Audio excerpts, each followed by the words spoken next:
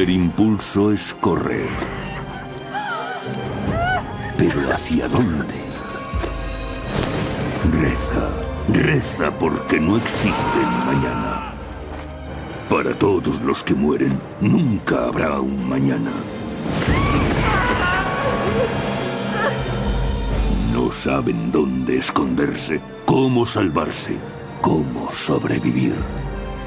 Los cuerpos se amontonan. Una tormenta de fuego, violencia y locura. Es la terrible venganza de Dios. Es la peste negra del medievo, el peor desastre biológico de la historia de la humanidad. Es, según el testimonio de un testigo, el fin del mundo. La peste negra, episodio 1.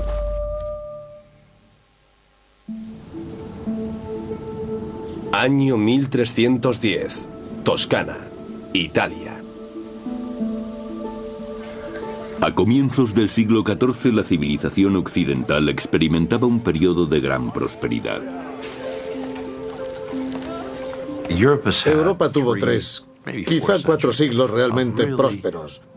La Iglesia era poderosa y muchos monarcas también. Había crecido el comercio y con él las ciudades. La industria también creció.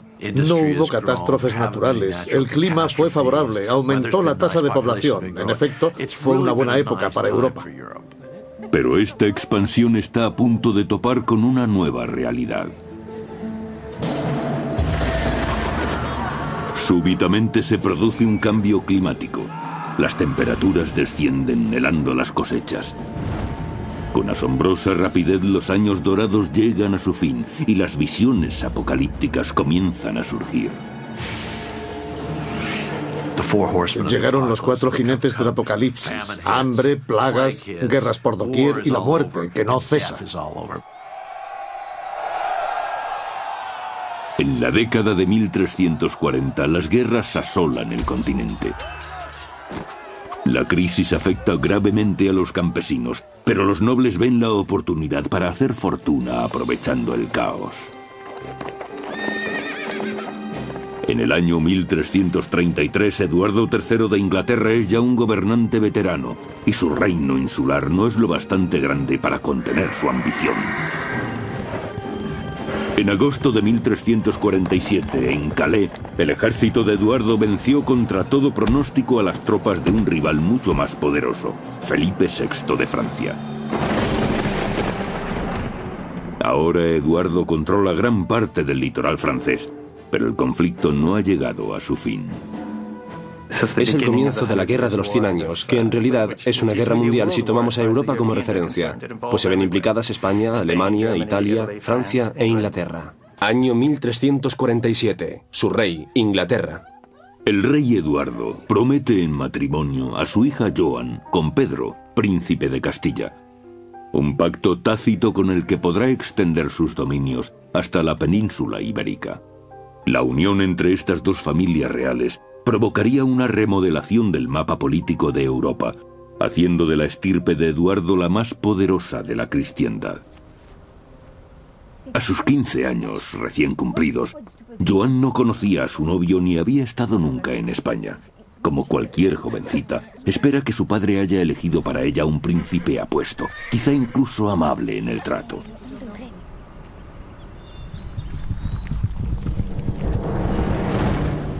...650 kilómetros más al sur, en Aviñón, Francia, el Papa Clemente VI, vicario de Dios en la tierra, tiene sus propios planes. Durante un milenio, su santa iglesia romana ha dominado a reyes y campesinos por igual. Suponía la máxima autoridad en el medievo. En la Edad Media, la religión determinaba la vida de las personas, las rodeaba por completo. Lo normal era ir a la iglesia a diario. La vida consistía en recibir bendiciones que se atribuían a Dios y en recibir maldiciones que también se atribuían a Dios, aun a pesar de reconocer los propios pecados. La vida entera se desarrollaba en un ambiente de religiosidad.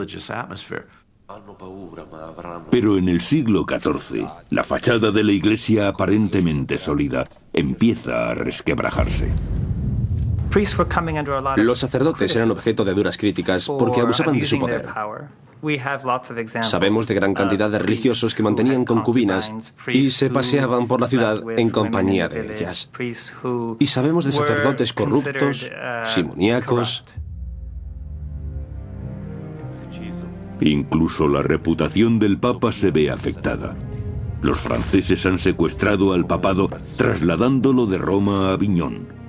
La ruptura de la tradición parece no molestar a Clemente VI, mundano amante de la buena vida, pero escandaliza a los fieles. En contra de los escépticos, la palabra de Clemente sigue teniendo gran autoridad, pero ¿le servirá para guiar a su rebaño cuando su mundo empiece a desintegrarse? Questo è un messaggio urgente per il chirurgo. Sì.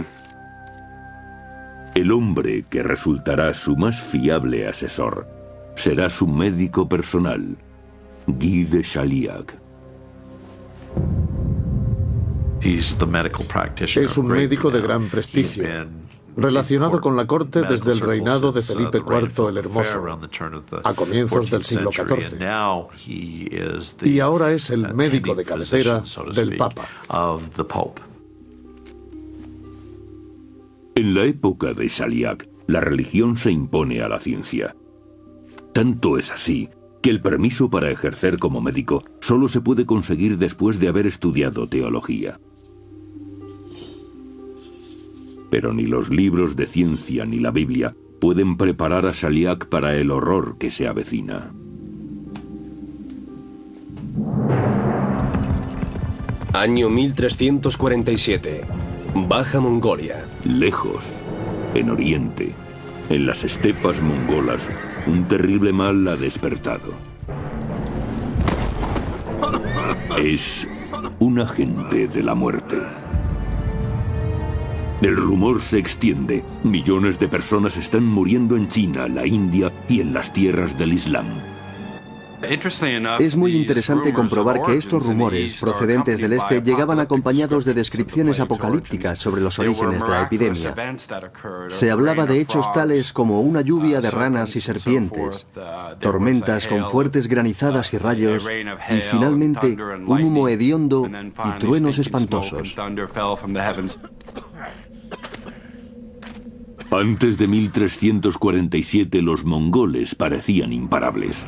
Su predominio en Oriente se mantuvo durante casi 150 años. El imperio mongol se extendía desde las cimas del Tíbet hasta más allá del Volga, y desde Beijing hasta Constantinopla. Lo más importante es que abrieron el comercio entre la Europa occidental y China. Se pudieron seguir rutas a través de Asia Central, gracias a lo cual, especialmente en la segunda mitad del siglo XIII, hubo un periodo de expansión del comercio europeo en Oriente. Pero los mongoles, si bien mejoran las comunicaciones, plantan también la semilla de la destrucción.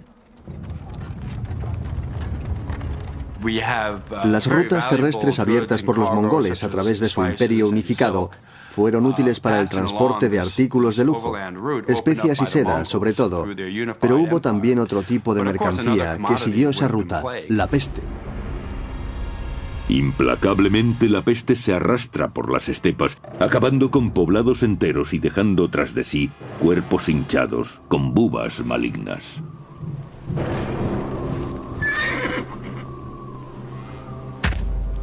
En la inhóspita estepa están habituados a aprovecharlo todo. Los objetos valiosos como pieles y mantas se conservan. El resto es echado al fuego para intentar acabar con el demonio causante de esta tragedia. Pero el demonio viaja oculto en el botín. En 1347, cientos de miles de personas viajan a Occidente, a la pujante ciudad de Ginebra. Un criado se prepara para un peligroso viaje. Año 1347. Ginebra, Suiza. En el seno de una sociedad conformada por la doctrina de la Iglesia cristiana, este hombre ya está en peligro. Su nombre es Agimet y es judío. Los judíos necesitaban una invitación, un permiso expreso del rey para entrar en una ciudad. Su estatus no era comparable al de ninguna otra persona, ya que pertenecían y dependían directamente del rey o de un personaje de alta jerarquía como un obispo. Por orden de su rey, Agimet se aventurará más allá de las montañas, a cientos de kilómetros, hasta Venecia, donde podrá adquirir objetos de lujo desconocidos en los mercados ginebrinos. Pero esta expedición también le hará conocer el mayor desastre de la historia. En Inglaterra, a más de 2000 kilómetros al oeste, un jinete se aproxima al término de otro pavoroso viaje. Es un trovador.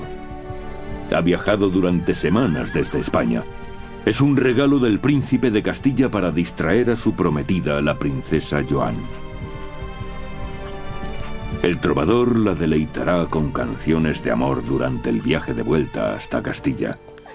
Un romántico gesto para complacer a una muchacha en la flor de la vida. En su viaje a la península ibérica, Joan y su séquito quieren detenerse en la costa francesa para visitar sus propiedades de la región de Burdeos. De los 12 hijos de Eduardo III, Joan, la preferida, ha podido permitirse todos los caprichos que le han apetecido en su corta vida. Para este viaje, llena un barco entero con su ropa. Además de distinguidos clérigos y diplomáticos, 100 remeros contribuirán a la protección de la preciosa carga. Pero tanta precaución resultará inútil. Al cabo de un año, la mayoría de los integrantes del viaje habrán muerto. El mal aparece aquí, en la espalda de un polizón. Una plaga irrefrenable que desintegrará este hermoso mundo.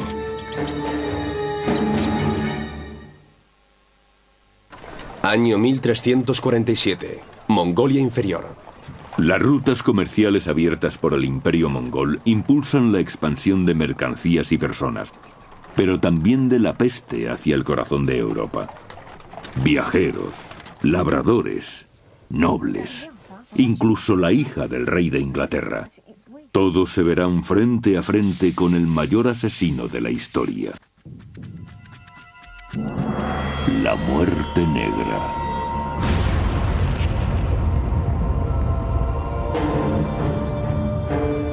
El término de las rutas comerciales mongolas es la ciudad portuaria de Kaffa, en el Mar Negro, punto de partida de los barcos mercantes con destino a Italia.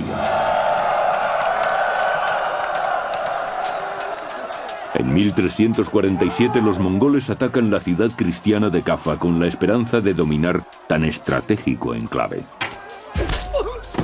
Al principio, parece que la ciudad caerá bajo el sorpresivo asalto.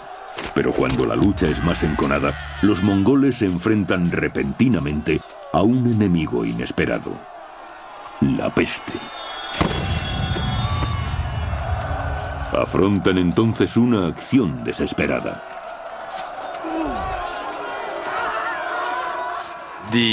Los mongoles contrajeron la peste y debían abandonar el sitio, pero antes de retirarse decidieron catapultar sus cadáveres hacia el interior de la ciudad con el fin de propagar la plaga entre sus enemigos, contagiándola a todos los habitantes de la ciudad. Al parecer así fue como los mongoles transmitieron la peste a los europeos.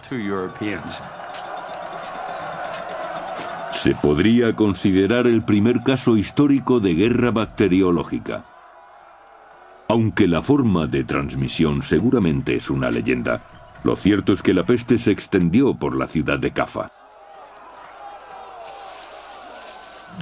La peste avanzó muy lentamente para tratarse de un mal epidémico.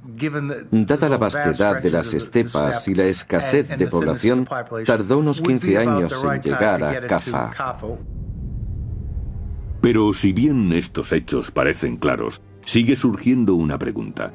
Tras un arranque tan lento, ¿cómo se extendió tan rápidamente la plaga por Europa? Muchos historiadores creen que viajó en un barco mercante que se dirigía a Europa, y su primera escala fue la isla de Sicilia.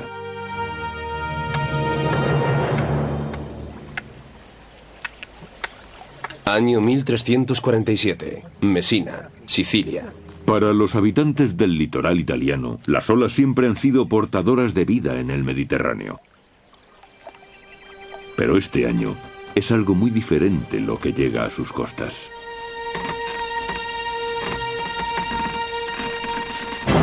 ¡Ah! ¡Oh mio Dio! ¡Andiamocene via! ¡Andiamocene! ¡Aspettami! En los puertos de Italia fondean los barcos procedentes del Mar Negro. A bordo transportan algo horrible. Bajo cubierta, los nativos encuentran un cargamento de cadáveres. Los pocos supervivientes dicen llevar la enfermedad pegada a los huesos. Mio Dio! ¡Qué male è questo! Cuando los habitantes de la ciudad comprenden el peligro, pretenden que el barco salga del puerto, pero ya es demasiado tarde. La peste ha desembarcado y las primeras muertes no tardan en llegar. No se trata de una enfermedad cualquiera, es dolorosa y repugnante. Sus víctimas tienen una fiebre altísima y sufren horriblemente. Al principio debió ser difícil diagnosticar la enfermedad a partir de sus primeros síntomas, tos, fiebre, escalofríos. Luego se producía una fuerte subida de temperatura. Y después, en un segundo brote, aparecen unas bubas que no tardan en desarrollarse.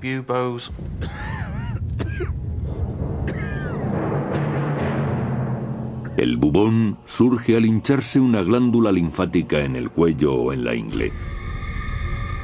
Es tumefacta y puede alcanzar el tamaño de una naranja. Serán estas bubas las que harán pensar que la peste bubónica es la causa de la muerte negra.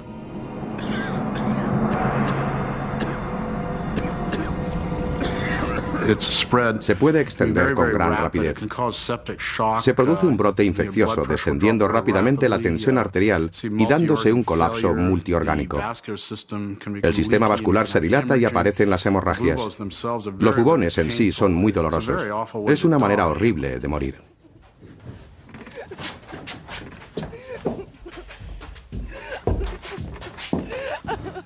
Tras las primeras muertes, los habitantes de la ciudad siciliana de Messina pronto descubren que la nueva enfermedad no solo es horripilante, sino también contagiosa.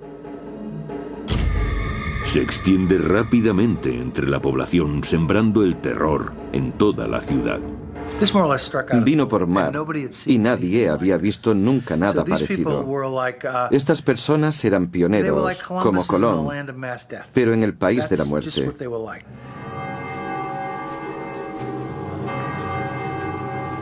Mientras la plaga asola la ciudad de Messina, a los supervivientes solo les queda una última esperanza: suplicar a la Santa Madre de Dios.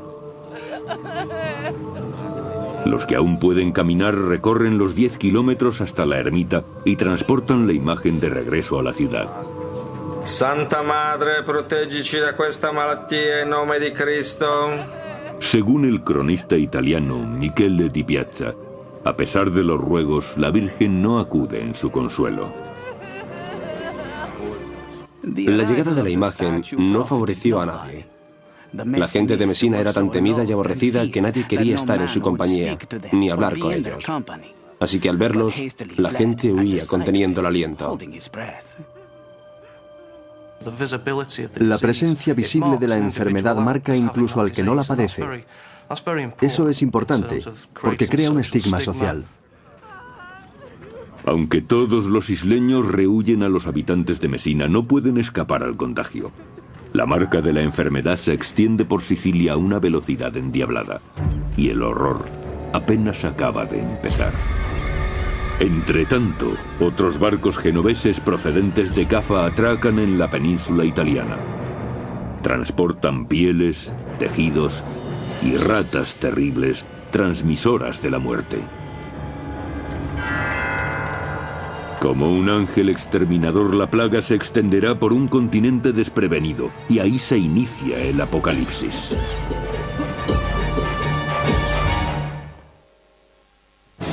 Año 1347. Messina, Sicilia. Ahora Europa se enfrenta a la mayor amenaza jamás conocida por la humanidad. De forma veloz y mortal. Pareciera no venir de ninguna parte y de todas a la vez. Cuando llega a las costas italianas, la gente está totalmente indefensa. La ciencia medieval vive hundida en las ciénagas de la superstición y la ignorancia.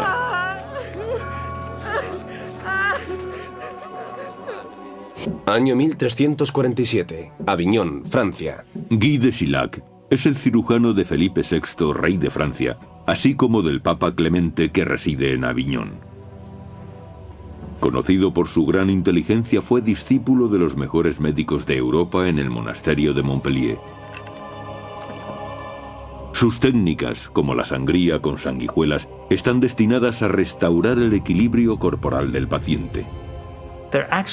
Las teorías médicas preconizaban el equilibrio de los elementos y especificaban qué tipo de equilibrio necesitaba el cuerpo para mantener la salud. Y la peste era considerada una alteración del equilibrio normal del cuerpo.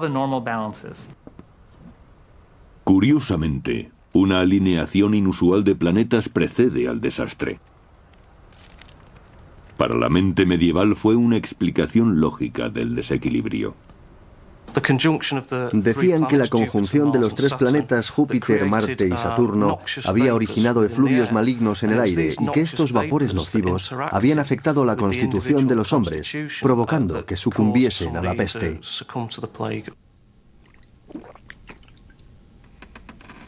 Se trataba de la teoría de los miasmas. La plaga provenía de un miasma, un efluvio maligno.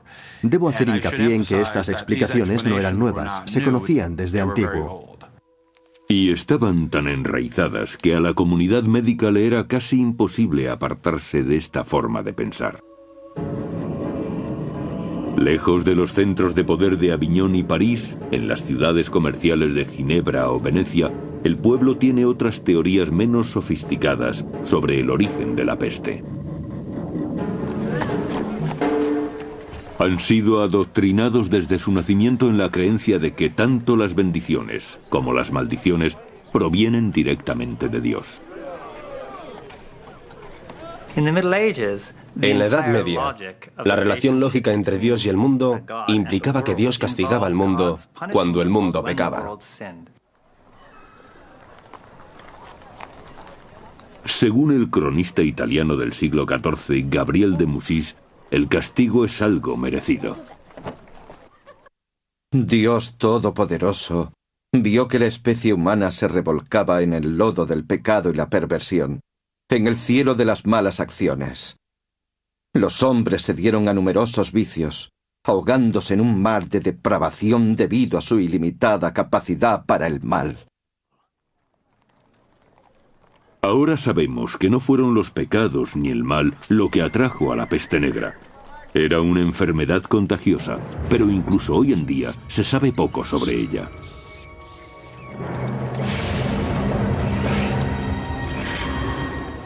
«600 años después, historiadores y científicos siguen buscando respuestas». El quid de la cuestión radica en la forma de transmisión de la enfermedad, cómo se propaga y qué condiciones se dan para que esto ocurra. Se dan un cúmulo de circunstancias que emergen en un lugar y en un momento determinados. Durante más de un siglo, la teoría más comúnmente admitida apuntaba que la llamada muerte negra era la peste bubónica. Causada por una bacteria llamada Yersinia pestis, es transmitida por pulgas y requiere un entorno muy particular para desarrollarse. En muchos sentidos, la Europa medieval parecía cumplir estas condiciones. Aglomeraciones urbanas, basura en las calles, un entorno insalubre en el que proliferaban las ratas y con ellas también las pulgas.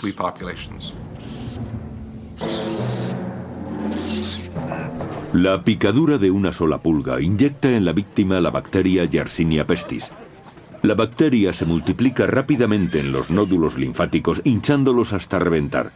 Una vez depositada en el flujo sanguíneo, la bacteria produce unos bubones amoratados que dan nombre a la peste negra. Esta enfermedad tiene una variante aún más mortífera llamada peste neumónica, que no necesita de las pulgas para su propagación.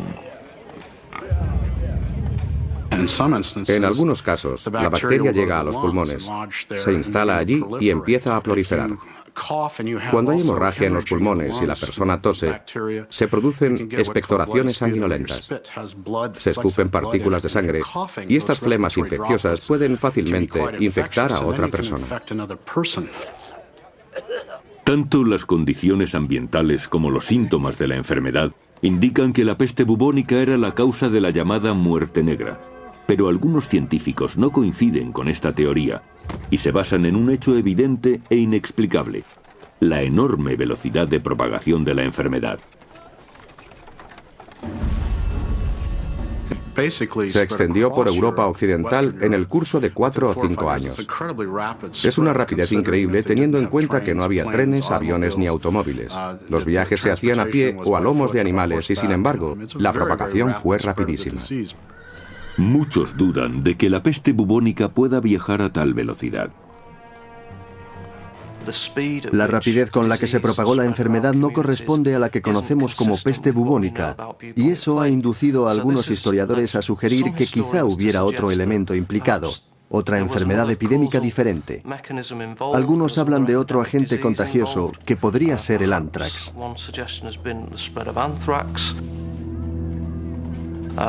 También hay expertos que piensan que podría haberse tratado de un virus tipo ébola. La diferencia la marca la forma de transmisión. ¿Por qué nos interesa hoy conocer la verdad sobre una enfermedad que se extinguió hace siglos? Muy simple. Comprender la peste negra podría ser fundamental en nuestra lucha contra las próximas catástrofes que se ciernan sobre la humanidad. Pero hasta hace muy poco, parecía que las claves del misterio habrían muerto con las víctimas de la pandemia. Pero, ¿fue realmente así? En Montpellier, Francia, un enterramiento múltiple de 650 años de antigüedad permite a la moderna tecnología seguir aquel rastro que parecía perdido. Año 2003, Montpellier, Francia. Un equipo de investigadores franceses exhuma cuerpos de víctimas de la peste, ampliando nuestras miras desde una nueva frontera científica. Los estudios sobre la peste negra están todavía en sus inicios, porque se decía que no dejaba huella en los cadáveres, que era lo único que teníamos, pero que no conservaban tejido corporal. Pero ahora con el ADN también es posible estudiar los huesos. Este tema es controvertido, pero la posibilidad de ampliar nuestros conocimientos está ahí. Los científicos indagan en busca de un tesoro biológico: los dientes. Como un cofre hermético, un diente encierra el ADN que fluye en la sangre en el momento de la muerte, incluyendo quizá el agente causante de la misma. Hemos encontrado algo. Creo que es importante. Los dientes están intactos. Extrajeron los dientes de la mandíbula y examinaron la encía en busca de la bacteria de la peste, la Yersinia pestis. Según los resultados, el ADN correspondía a la de la Yersinia pestis. Pero se trata de un solo ejemplo, la única prueba objetiva de que la peste negra podía haber sido causada en verdad por la bacteria Yersinia pestis. Los resultados de dichos estudios nos acercan un poco más a la solución del misterio. Pero hay que seguir investigando y examinar más tumbas. El trabajo científico debe continuar. Año 1347, Aviñón, Francia. A Guy de Chilhac, eminente médico del siglo XIV, los términos pulgas letales y ADN le sonarían tan grotescos como la confluencia de planetas y la cólera divina a nosotros. Él solo cuenta con la astrología y con su ingenio para combatir al mayor enemigo conocido por la humanidad hasta entonces.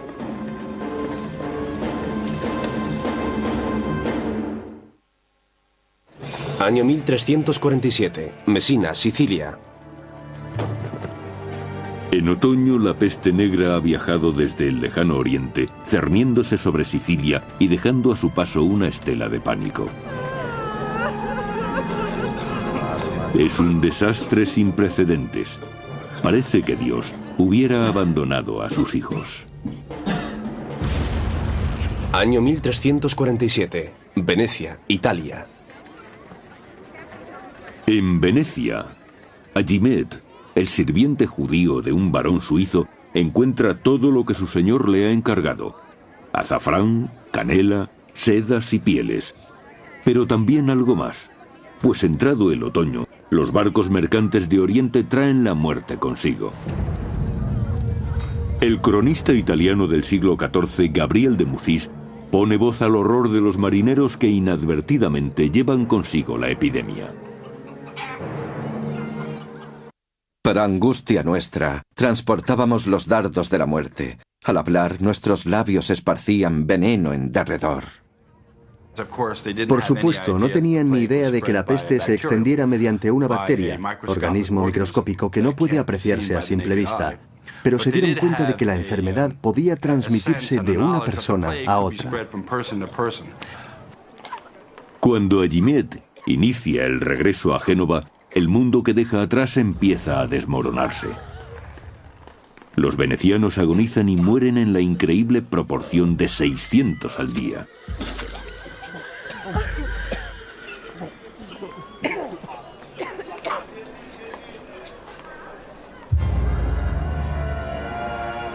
En enero de 1348, la peste entra en Francia a través del puerto de Marsella. Viaja en barco. Por vía marítima también se traslada a España. En Barcelona perece el 60% de la población.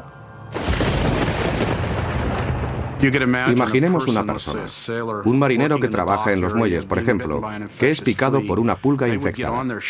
Subirá al barco y seguirá con su trabajo normalmente, pero al cabo de unos días enferma. Se trata de personas que se trasladan de una parte a otra antes de enfermar. Por supuesto, en el barco habrá ratas infectadas, con sus pulgas, y después, cuando el barco arribe a puerto, esas ratas y sus pulgas saldrán y extenderán la enfermedad por todas partes. 1348. Aviñón, Francia. A comienzos de primavera, la pandemia llega a la desembocadura del Ródano, a Aviñón, donde reside el Papa. Vignolet, je vous en supplie. La maladie frappe à la porte. Doctor, noter per mio protegere. Aunque Guy de Siliac le apremia para que huya, Clemente VI se niega a abandonar su palacio. En agosto de 1348 la peste alcanza París y la mitad de su población muere. Cuando se acerca a Burdeos también llega allí la princesa inglesa Joan, después de su travesía marítima. Año 1348. Burdeos, Francia. Permanecerá unos días en la residencia familiar, continuando después hasta Castilla, para encontrarse con su príncipe. Joan es quizá la mujer europea más protegida en estos momentos, pero los arqueros y las murallas no pueden defenderla de un enemigo invisible. No, no, no! Vous ne pouvez pas passer ici! No! C'est trop dangereux pour la princesse! Como un fantasma, la peste ataca sin ser vista, aniquilando familias, vecindarios, la abadía local, toda la ciudad. Pero antes de sembrar la destrucción, alimenta el terror. Nadie podía hacer nada. Y esa sensación de impotencia, al encontrarse frente a un peligro que no se podía controlar, es lo que hace de la enfermedad algo tan dramático.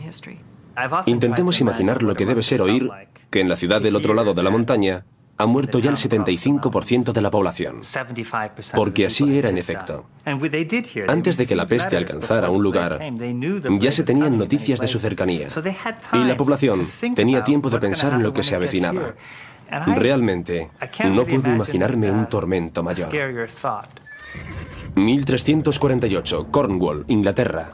Llevados por el miedo, los burgueses huían de las ciudades, dejando a los pobres abandonados a su suerte. En las obras literarias de la época se habla de la cobardía de estos personajes, de los ricos que escapan de la ciudad. ¿Quién queda, pues, para hacer frente a la muerte? ¿Quién queda en las ciudades sufriendo sino los pobres, los que no pueden huir como lo hacen los ricos?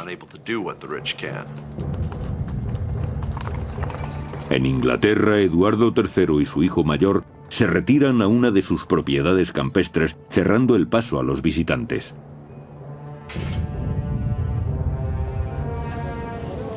Pero la lejanía de las grandes poblaciones no parece proteger a los siervos que trabajan en el campo, que yacen a montones sobre la tierra, en los caminos y en sus chozas. La gente vivía en una pobreza extrema, en casas con techos de chamizo. El ganado convivía con ellos. Las condiciones higiénicas eran absolutamente nulas. Había suciedad por todas partes. Un ambiente ideal para que las ratas y las pulgas proliferasen. Año 1348. Siena, Italia. Cuando la situación empeora, también la Iglesia parece abandonar a su rey. Por temor al contagio, algunos sacerdotes se niegan a administrar los últimos sacramentos a los moribundos. Padre, mia Maria e la piccola Anna Maria hanno bisogno di lei. Lei stesso l'ha battezzata. Para las gentes del medievo, morir sin recibir los últimos sacramentos es una perspectiva más aterradora que la propia muerte. Pero cuando el número de víctimas va en aumento y hay más sacerdotes que sucumben a la peste, el obispo de Bath hace una curiosa declaración. Si una persona en peligro de muerte no puede ser asistida por un sacerdote, deberá confesarse con un hombre laico, o si no hay ningún hombre presente, también servirá una mujer. En estas circunstancias, el instinto de supervivencia supera a los sentimientos heroicos. Ni siquiera los lazos familiares pueden unir a sanos y enfermos, como atestigua un gran escritor de la época, Giovanni Boccaccio. Los familiares no merecían más cuidado que los perros. Les arrojaban comida y bebida al lecho y después se les abandonaba. Al principio, si una persona enfermaba, la familia se ocupaba de ella y los vecinos colaboraban. Pero al advertir el contagio es fácil imaginar que pronto todos dejaron de ayudarse. Cuando ves que 1 de cada 3 personas muere, eso lógicamente afecta a tu mentalidad. Por supuesto, influye el temor, porque todos se preguntan, ¿seré yo el próximo? ¿Me atacará la peste a mí también? ¿Me llegará a través de mi padre, mi hermano o mi hermana? A esta falta de compasión se refiere el cronista de Siena, Agnolo di Tura. El padre abandonaba a su hijo, la esposa al marido, un hermano a otro, porque esta enfermedad flagelaba igualmente al cuerpo y al alma, y así morían. La tasa de mortandad era tan alta que la fe de las personas se veía afectada hasta lo más hondo. Las enseñanzas que habían recibido de la Iglesia parecían no consolar a nadie. Parecía que no fueran aplicables a esta situación. La muerte rondaba por todas partes, nada tenía sentido. Los cimientos de la sociedad se desmoronan. Nadie sabe cómo recomponerlos. Era la venganza de Dios por la depravación y los pecados de los hombres. ¿Qué mejor manera de responder que mediante actos de penitencia extraordinarios para borrar esos pecados? Y así el pueblo aterrorizado siguió a los fanáticos que se castigaban a sí mismos en una brutal imitación del sufrimiento de Cristo.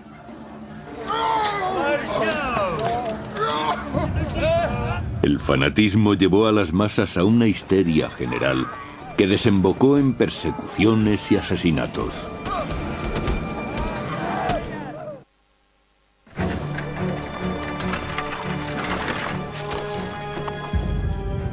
En 1348, la peste negra que partiera de Sicilia llega a Inglaterra en barcos mercantes plagados de ratas.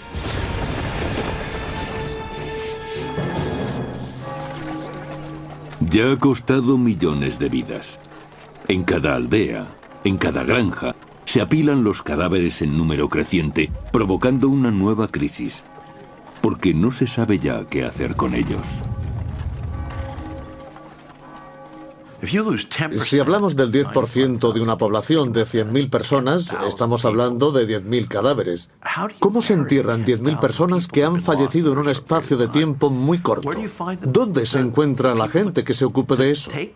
¿Dónde están los carros para llevarlos?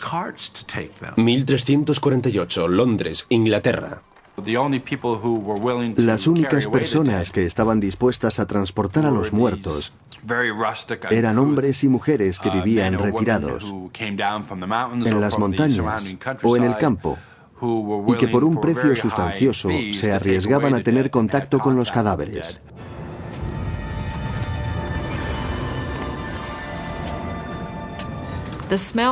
El hedor debía de ser espantoso. Y la gente trataba de combatirlo haciendo fuego y vertiendo en él algo dulce. Así pretendían enmascarar la fetidez del ambiente. Tampoco podían hacer mucho más. Durante el verano de 1348, en Londres, hay que buscar enterramiento para casi 300 cadáveres al día. Y en Aviñón es todavía peor. En solo 6 semanas, 11.000 personas son enterradas en un solo cementerio. Se decide entonces que el Papa bendiga el Ródano y los cadáveres incontables reciben sepultura anónima en el río. Pero quizá eso sea preferible al enterramiento en masa que se practica en Italia. Los enterraban por capas, como en una lasaña.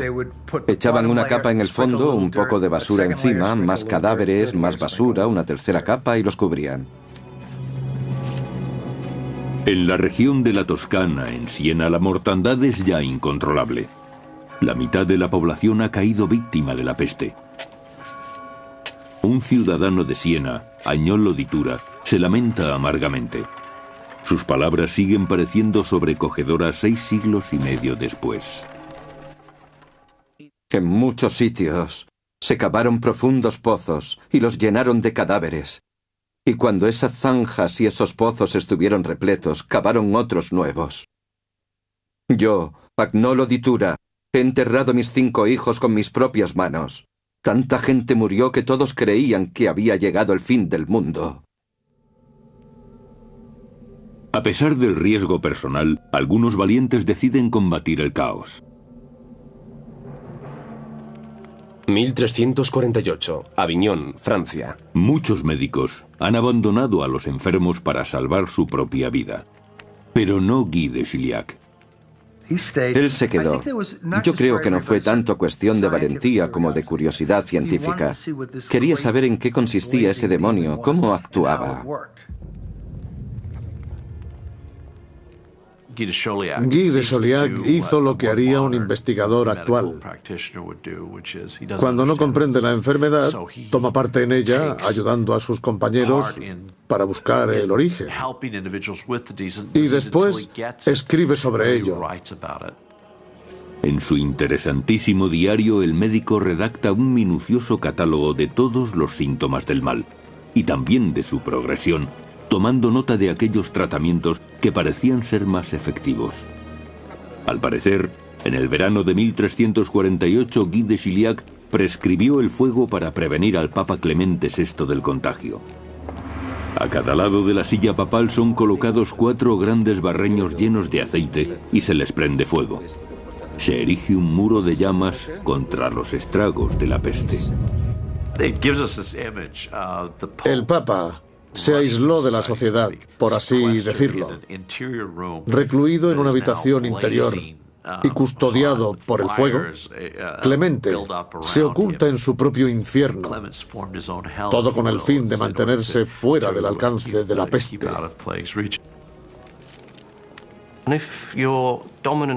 Si la teoría dominante en la época Dice que la causa de la enfermedad son los vapores nocivos del aire y el humo expelido por el fuego tiene un efecto purificador. Entonces se comprende su uso con el fin de evitar el contagio.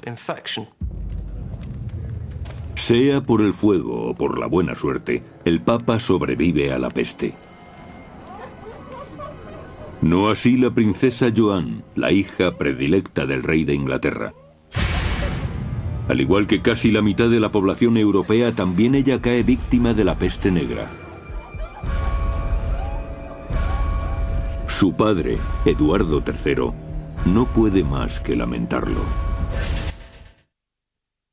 La destructiva muerte que se apodera igual de jóvenes que de viejos ha arrancado de nuestro lado a nuestra hija más querida, a la que amábamos sobre todas las cosas.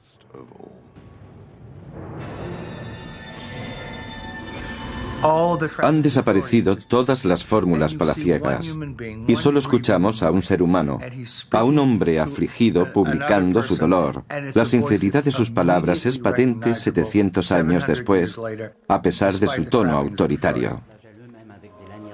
Las autoridades, médicos, clérigos y nobles han fallado y las masas buscan otros guías para su salvación.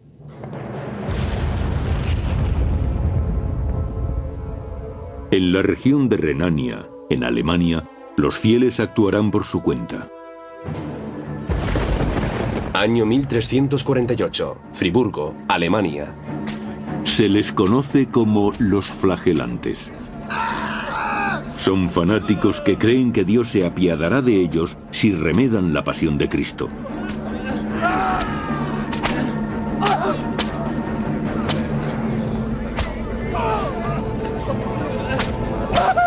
La suya es una medida extrema tomada en una época extrema, y el pueblo acude hacia ellos desesperado.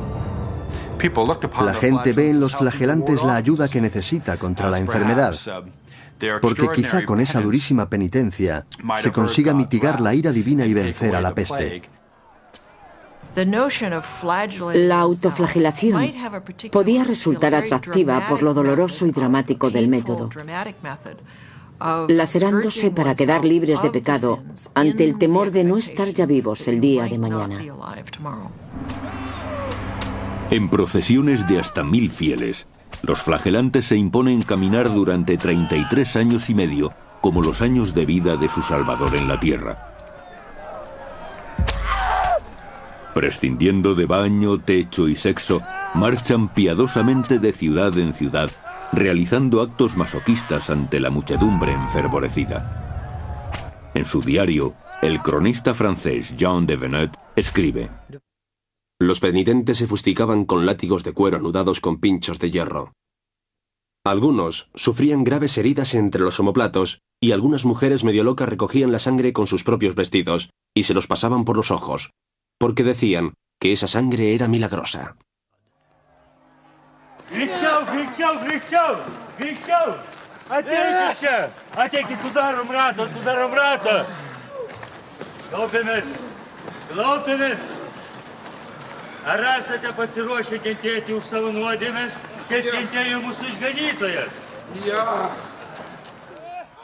El Papa Clemente se siente amenazado ante la creciente influencia de los flagelantes.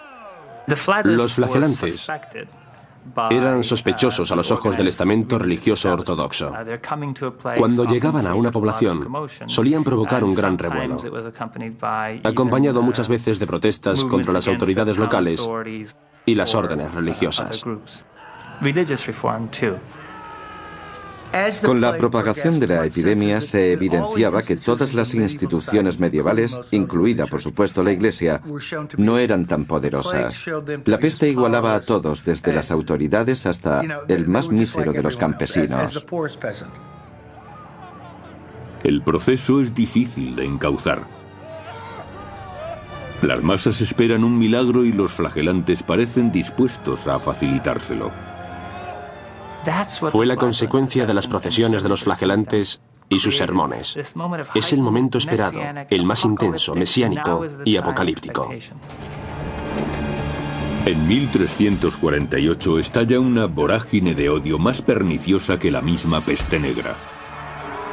La conmoción da ahora paso a una caza de brujas. Hay que responsabilizar a alguien de la catástrofe y debe pagar por ello. En un torrente de histeria y miedo, las masas se desahogan con los inocentes, provocando un baño de sangre de proporciones terribles.